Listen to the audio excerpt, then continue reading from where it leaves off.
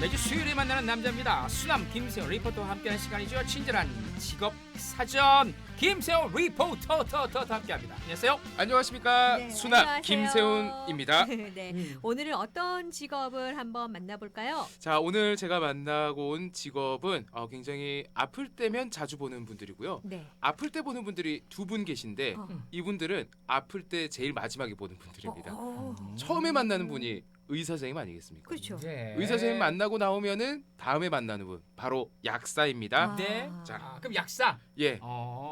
이번에 그 코로나19로 인해서 많이 제일 고생하신 분들 중에 한 분들이시죠? 아유, 엄청 고생하셨죠, 네. 이분들. 이게 일단 최근 약사분들이 굉장히 좀 고생 많으셨던 게 코로나19로 인해서 마스크 대란이 일어났잖아요. 네. 그러면서 이제 국가에서 마스크 오부제를 시행하면서 국민들에게 공평하게 마스크를 제공하려고 국가에서 고민을 많이 했습니다. 네. 그 고민 끝에 이제 적절한 공급처가 약국이었던 겁니다. 이 약국에 보면은 프로그램이 있는데요. 네. 그 프로그램이 뭐냐면 한 사람이 똑같은 약을 중복해서 받아갈 수 없게끔 맞아요. 신상을 등록해 놓는 그 프로그램이 있어요. 네. 예, 그거를 이용해서 마스크를 다른 데에서 중복해서 받아갈 수 없게끔 하는 공평하게 나눠줄 수 있는 방법을 이제 고안하다가 그렇게 이제 약국으로 선정을 했습니다. 그러다 보니까 이제 전국에 있는 약국에서 하루 평균 3시간 이상씩 이 마스크 사러 오시는 분들을 응대하느라고 약국의 다른 업무를 못 볼 정도로 굉장히 좀 고생이 많았다고 합니다. 네. 그 이외에도 이제 약국에 가보면 뭐 처방전을 주면 약사분들이 또 제조실 안에 가서 보통 약을 제조하시잖아요. 네. 근데 저는 그게 궁금하더라고요. 저 제조실 안은 좀 어떨까? 음. 예, 보통 사람들은 못 들어갈 수가 들어가니까. 없잖아요. 그렇죠. 네. 그래서 그 제조실 안의 풍경 일단 먼저 정수철 약사에게 이야기를 들어보겠습니다.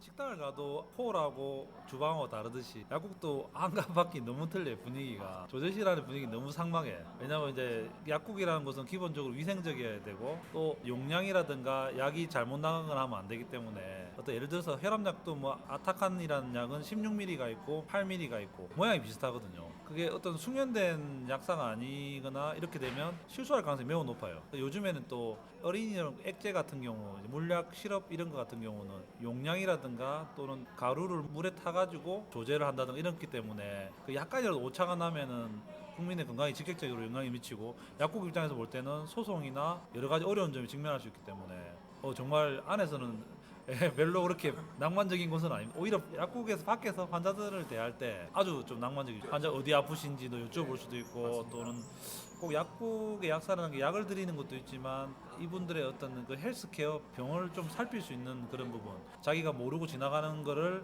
어떤 의료기관에 안내해 줄 수 있는 역할도 하고 어떻게 보면 의료의 최전선에 있죠. 네, 네. 그렇군요.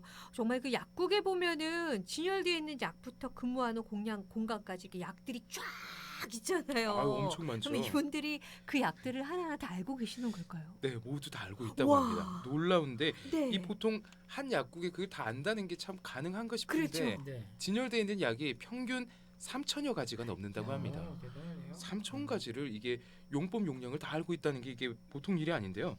이 약들도 이게 알아야 되는 이유 중 하나가 유통기한이 다 있잖아요. 네. 예, 유통기한을 알아야 되기 때문에 매일 수량도 체크하고 유통기한도 체크하고요. 네. 그리고 이 약들 중에는 마약류도 있어요. 아. 그렇죠. 우리 치료하는데 진통제 중에는 진통제. 마약류도 있잖아요. 예, 성분이. 예. 근데 이런 마약류는 범죄에 남용될 수 있기 때문에 매일 수량과 상태 관리를 다 체크해야 되기 때문에 그런 뭐 모든 약에 대한 거는 다 알고 있다고 보면 되겠습니다. 또 이 약사라는 직업은 흔히 약국에만 계시는 줄 알았는데요. 네. 이번에 정수철 약사 만나서 들어오니까 굉장히 좀 다양한 곳에 있더라고요. 일단 약사의 역할은 약의 탄생부터 소멸까지 책임의 의무가 있는 직업인데요. 네. 제약회사에서 약을 개발하는 약사도 있고요. 음? 또 약을 보관해서 수송하는 직무를 가지고 있는 약사도 있고요. 또 그 과정을 맡아서 약사분들이 이제 공무원으로 하면서 공적 업무를 하는 약사분들도 있다고 합니다. 네. 근데 우리가 그렇군요. 제일 만나기 쉬운 분들은 약국에 계신 약국에 분들이죠. 계신 약사분들이. 네, 근데 이제 약은 당연히 병원에서 처방을 받잖아요. 그쵸. 근데 이제 항상 약을 우리가 구입을 할 때 이런 거 있잖아요. 남용과 오용을 금합니다. 네. 아, 네. 정말 네. 중요한 이야기잖아요. 맞습니다. 그렇죠? 네네. 사용을 이- 잘해야 돼요. 그렇죠. 이게 약의 앞서도 말씀드렸지만 용법 용량 이거 잘 알고 사용해야 됩니다. 제가 예전에 한번 경험한 적이 있는데요. 뭘 경험을 했죠? 고체 연고인데 네. 이 보관을 냉장 보관을 해야 되는데요. 네. 제가 겨울에 실온 보관을 한 거예요. 그래서 이제 아, 보일러가 틀어져 있으니까 그 고체 연고가 녹아서 네. 재처방 받아서 다시 산 적이 있어요. 아, 이런 것처럼 용법 용량 보관도 잘 신경 써야 되고요. 네. 유통기한도 신경 써야 되는데요. 음. 보통 우리가 실수하고 넘어가는 조금 점이 어떤 것들이 있는지 정수철 약사에게 그 약에 대한 얘기 한번 들어보도록 하겠습니다. 네. 보통 생산하면 한 3년에서 5년 정도인데 약국에서 사간 약들은 보통 그 유효기간이 다 명시가 옆에 돼 있어요. 다만 이제 처방받은 약 중에 뭐 안약 같은 경우는 개봉을 하면 가능한 빨리 쓰고 오래된 거 같은 경우는 최소 뭐 1, 2주 이상 된 거 같은 경우는 바로바로 버리셔야 되는데 특히 어르신들은 아까우셔서 또 6개월씩 또 잠궜다가 쓰시고 하시는데 바로바로 폐기하셔야 되고 또 어떤 약들은 안약들 중에 흔들어서 사용해야 되는데 현타객이라고 해서 밑에 가라앉게 되는 경우도 있거든요. 제대로 다 안 섞이는 경우 백내장약이 그런 경우 많은데 꼭 사용하기 전에 흔들어 사용해야 되는데 그냥 바로 사용하면 맹탕 물만 사용하시는 거죠. 위에 쓰시면 그럼 용법 용량을 잘 들으셔야 돼요. 뭐 그런 것도 있고 쉽게 말하면 우리 파스 같은 경우도 어떤 파스는 파스를 붙이고 햇빛을 보면 광감인 반응이라 해가지고 피부가 엄청나게 안 좋아지는 경우가 많거든요. 그래서 또 청소년들은 또 주의해야 될 파스가 있고 그걸 아무렇게나 붙이다가 여러 가지로 어려운 경우도 많고 이런 거는 이제 궁금하거나 좀 이상하다 싶은 거는 약 봉투에 보면 전화번호인데 꼭 약국에 확인하고 사용하시는 걸로 대충 이렇게지 생각하시다가 낭패가 많습니다.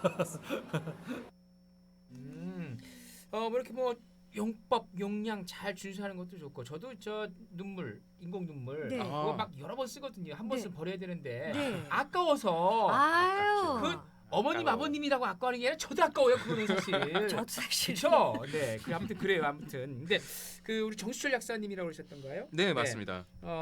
약국에서 오래 이렇게 일을 하시다 보면 에피소드도 많을 것 같은데. 그렇죠. 네. 이 정수철 약사가 약국을 운영한 지가 이제 한 13년이 조금 넘는다고 합니다. 네. 그 중에서 가장 기억에 남는 사례가 좀 있다고 하는데요. 네. 뭐 사람들하고 소통하다 보면은 손님분들이 질문을 그렇게 많이 한대요. 네. 근데 그 중에서 너무 에피소드가 많은데 난처한 질문 2개를 알려주시더라고요. 네. 어떤 거? 첫 번째는 제약회사에 대한 주식 이야기를 약사에게 그렇게 물어본대요. 왜 먼저 들은 거 제약회사에서 없어요? 네, 아, 그렇죠. 주식 예, 뭐 신약 개발한 데가 어디냐 뭐 그렇죠. 이런 거. 아. 요즘 같은 경우는 어. 어디 회사에서 코로나19 약을 개발한다니 이런 거 물어보죠.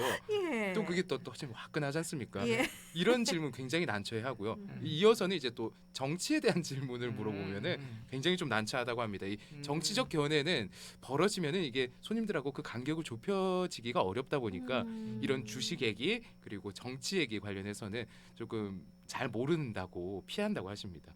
그 외에도 이제 앞서 말씀하신 것처럼 손님분들하고 계속해서 대면하다 보면 참 기억에 남을 여러 가지 에피소드가 있을 것 같은데요. 네. 그 중에서 정수철 약사가 가장 기억에 남는 에피소드 어떤 것들이 있는지 정수철 약사에게 한번 들어보도록 하겠습니다. 아 이런 분 있었어요. 혼자 사는 할머니였는데 제가 뭐 이렇게 평소에도 아들처럼 참 잘해드렸어요. 전화기 잘 못 사용하시니 문자 대신 보내드리고 전기요금 같은 것도 많이 넣으면 또 알아봐드리고 했는데 그래 이제 돌아가실 때 저는 돌아가신지 몰랐는데 안 오시면 보통 돌아가시는 그런 거잖아요. 그래서 저는 몰랐는데 돌아가신다고 다른 할머니가 전해주셨는데 할머니가 저한테 외상값을 2,000원인가 3,000원인가 저한테 갚는다고 주시고 가신 거예요. 그 할머니한테 꼭 저기 약국 가서 갚으라고. 아 그런 부분에서 조금 제가 뭉클함을 느꼈어요. 저 사람한테 몇천 원짜리 팔아서 얼마 남나 이런 생각을 하는 그런 경제적인 그런 개인 사업체잖아요. 사업체인데 어떻게 보면 아 그렇게 하면 안 되겠구나. 이 사람들을 제가 좀 잘 챙겨드리고 또 이 사람들이 더 행복하게 살 수 있게 도와드려야 돼 그런 생각 많이 했어요. 지금도 되게 기억에 많이 남는 것 같아요. 참 이렇게 이제 정수철 약사는 그 지역에서 태어나서 쭉 지금까지 뭐 약국도 운영하고 학창 시절도 보내고 이렇게 자라오다 보니까 동네 분들하고 특별한 소통도 많다고 합니다. 그런데 그 외에도 이제 약사분들이 오시는 손님분들하고 소통을 많이 하는 이유 중 하나가요. 양력이라고 해서 약의 이력이 있습니다. 네. 약도 사람에 따라서 반응이 조금씩 다른데요. 네. 약사분들은 자주 오시는 손님들 경우에는 약의 이력을 파악해서 그분들에게 적정한 약을 배분하는 것도 하나의 의무라고 생각하기 때문에 이 소통은 그런 이유도 하나가 더 있습니다. 네, 오늘은 친절한 직업사전 치료와 건강에 필요한 약 전문가죠. 약사에 대해서 알아봤습니다.